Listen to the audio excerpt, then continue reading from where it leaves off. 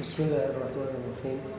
سیسکی پاسورډ دا پاسورډ سیستم ته ورکول کېږي ماتېدل یو څه سخت وي. کله چې کمپیوټر چالان کړو اول سیسکی پاسورډ غواړي او بیا د وینډوز پاسورډ راځي. د وینډوز چې کوم خپل پاسورډ هغه کولی شو په ځینو طریقو سره مات کړو، مثال سپارني وکړو، مثال پیل یا ځینې نور طریقې شته چې پاسورډ ورباندې مات کړو. خو راځو اوس د سیسکی پاسورډ عملي کولو ته څنګه کولی شو چې سیسکی پاسورډ کمپیوټر ته ورکړو.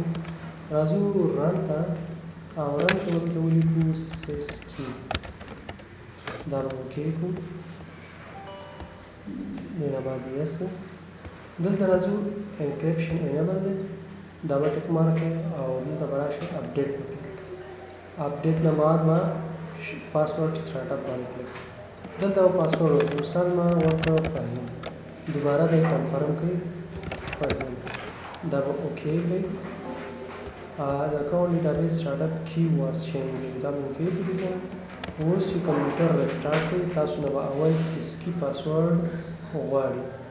که غواړو چې بیرته یې لرې کړو نو بیا به راشو رن ته او دلته به سیسکی و، دا به یس کړو.